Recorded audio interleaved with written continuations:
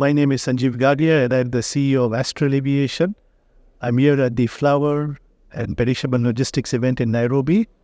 And the theme for this event is reimagining the value chain. I really believe that we're not really reimagining it, we are reinventing the value chain. My favorite flower has to be the red rose. I'm a big fan of red roses. The only problem is I never receive any of them. I'm always giving, but I never receive any red roses from anybody.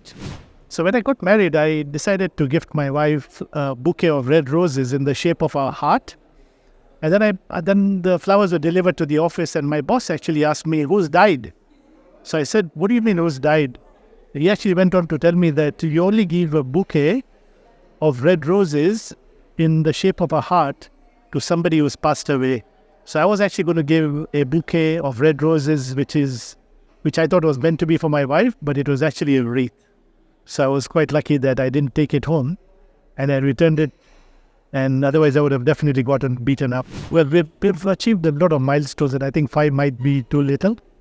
We've been operating now as an African airline for the last 24 years.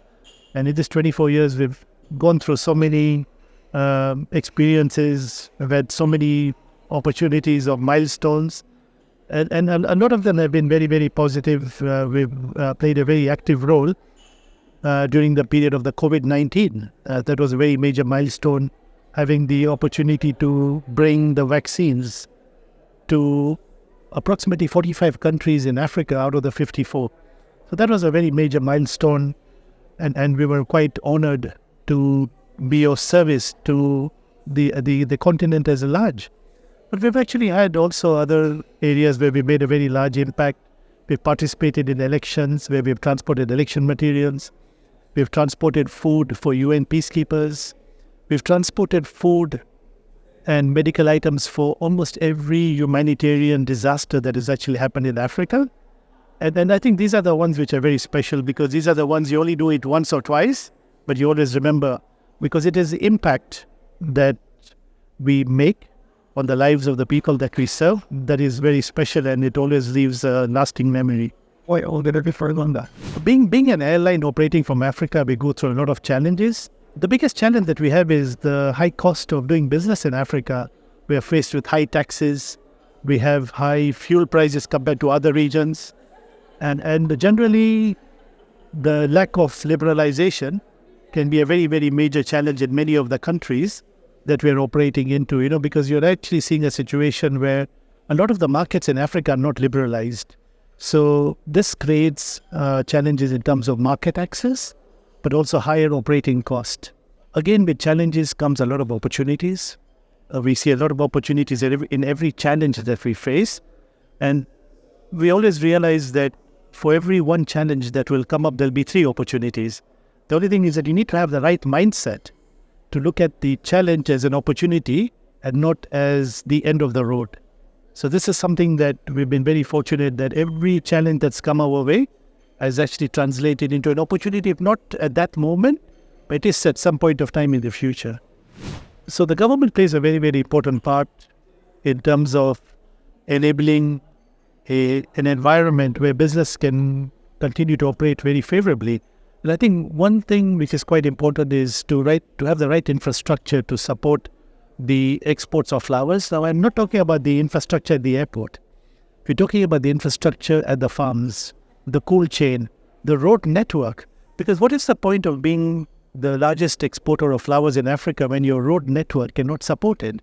So these are the things where government plays a very, very important part to provide the enabling environment where flowers from any part of Kenya can make it to the airport at the shortest time, and there are no roadblocks. We don't want situations where flowers are delayed for any reason due to any challenges that might actually occur in the road. So I think governments play a very important part, and we're very, very fortunate that the government of Kenya has been very, very supportive towards the flower business, and they know that this is something which generates a lot of foreign exchange.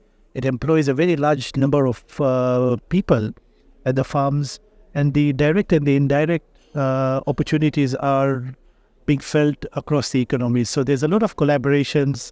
The government of Kenya works very closely with the Dutch government in trying to see how flowers from Kenya can actually do very, very well in Holland? And what are the taxes that can actually be waived for flowers from Kenya? There are also a lot of requirements with regards to the pesticides. How do they deal with it? So I can say that we're getting a lot of support from the government of Kenya.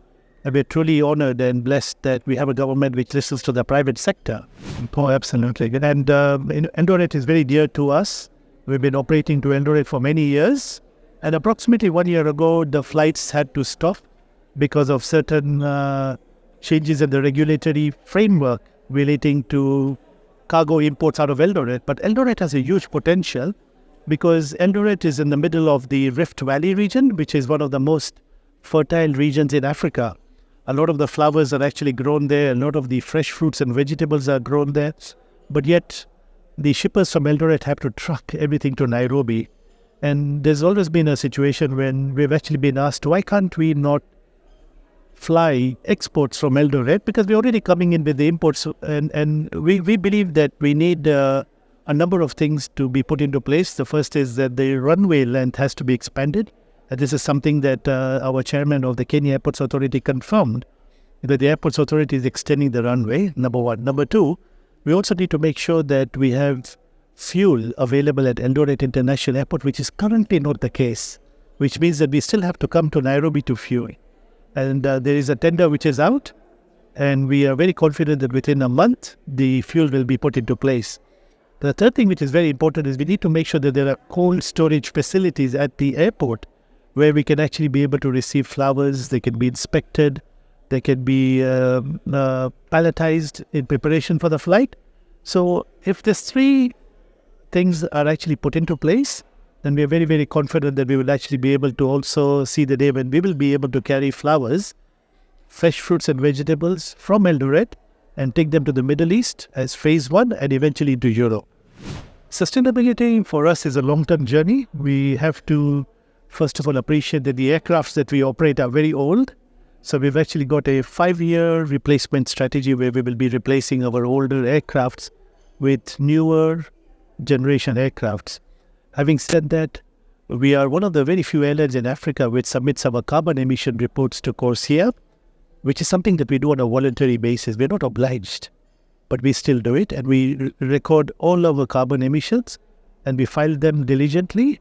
They're of course verified by Verifier, and then after that they're actually submitted to CORSIA as a part of our obligations to submit this data on a voluntary basis.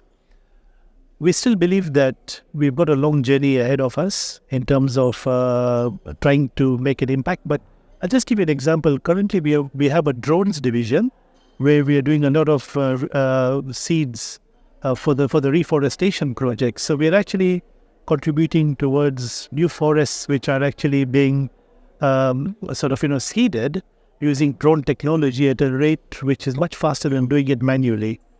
We're also implementing other projects where we believe that we will actually be able to make a positive impact on the carbon footprint.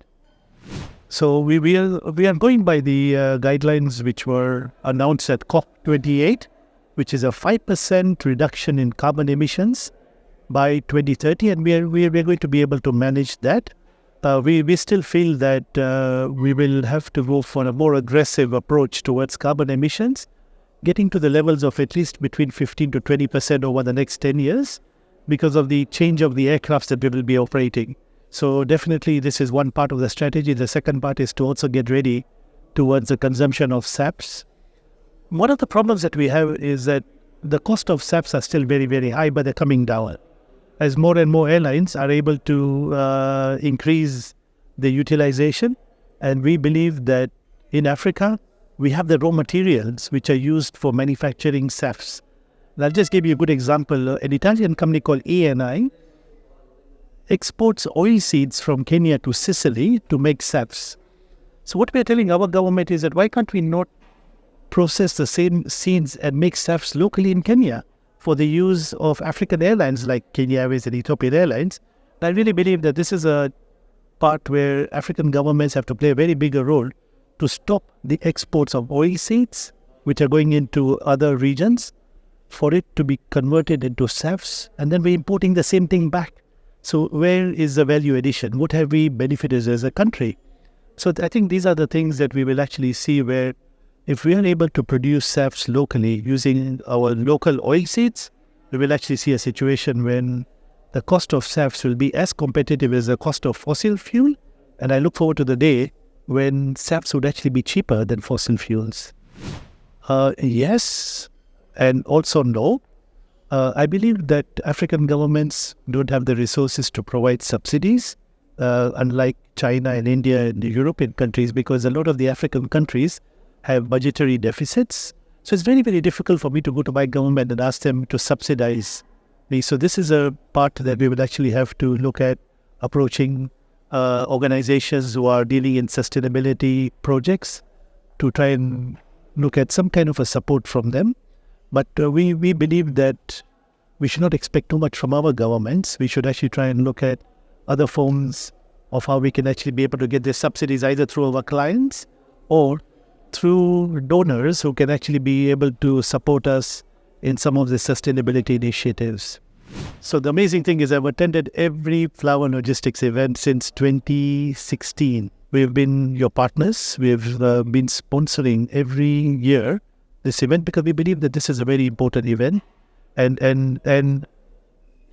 as much as people don't appreciate the importance of logistics, you can have the best flowers in the world, you can have the best perishables, but if you do not have the logistics and the supply chain to get them to the end market, all this will have no meaning at all. And in some cases, the cost of the logistics is more expensive than the cost of the flowers or the cost of the vegetables. So this entire supply chain for cool chain is something that is being discussed at various levels. This is a very important event. And I'm very, very grateful to Logistics Update and Stat Times for convening this event in Nairobi and to actually bring everybody together to learn and to share. And I think this is really what it's all about. And of course, we think we know everything, but it's through such events that we are able to think outside the box. And I think this is a very important event, and we will continue to support this event every year. Even if it's not in Kenya and if it goes somewhere else, we'll still be following them. And we're very happy that we are playing a very active role in this in the business. And we really believe that it is through such events that we can actually be able to improve on some of the things that we are doing to make sure that we can do it better. To be very honest, the agenda is very well laid out, and I must give credit to Reggie for coming up with such a good agenda. We definitely need to think about innovation. We need to look at sustainability as well, and I know there's a topic on it. Digitalization plays a very important part. Blockchain is also very important. It is becoming a really big issue, especially in Europe, that people want to have a connection with the farmer. People want to buy roses and they want to scan the barcode, and they want to actually look at the journey of that bouquet of flowers from the farm to the supermarket. And they want full visibility and transparency. So this is something which will require a certain level of transparency and openness.